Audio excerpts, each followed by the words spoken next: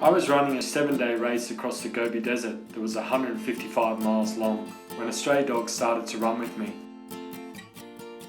At no point did I encourage her, but she seemed to pick me out of all of the runners in the race. It was like she wanted to be next to me. After stage 2 and 25 miles running together, she would follow me into my tent and would lie down next to me. I would start to think to myself, this poor little dog hasn't had any food or water, so I started to take care of her and feed her. I actually named her Gobi that evening, and we instantly bonded. These are brutal conditions, and here was this little dog happily running alongside me. Throughout the 77 miles of the race that she ran, she could have left at any point, she could have gone off at any stage, but she never did. She never left my side. I saw a huge amount of courage and determination in her, the same sort of resilience I saw in myself throughout my own difficult childhood growing up.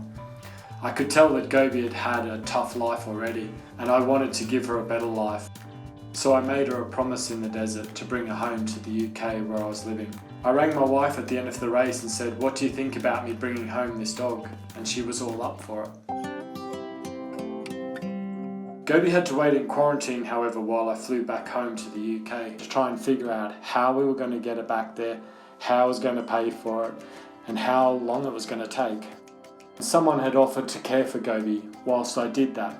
Everything looked to be settling in place, but unfortunately one day I received a phone call to say Gobi had gone missing.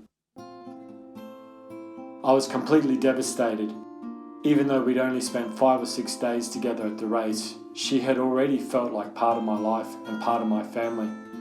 So I knew I needed to fly back to China to find her. Sweet. Dion is joining us on Skype from France. Hey. Hi, how are you?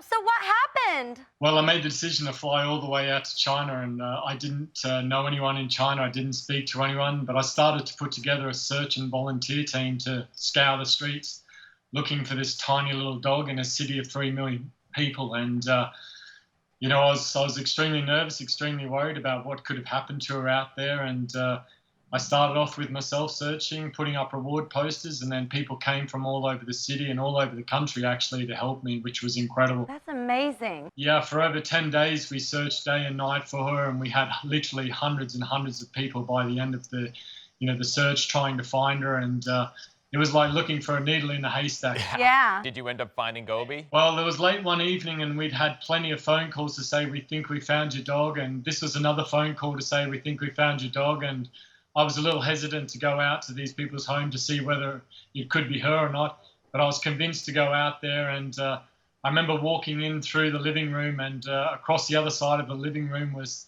this little brown puppy dog that had followed me through the race. Aww. And she came running across the living room right up into my arms, and she was just delighted to see me. She was whining and yelping and crying, and I was crying, and it was Gobi. So I'm happy to say that she's here today. Yeah!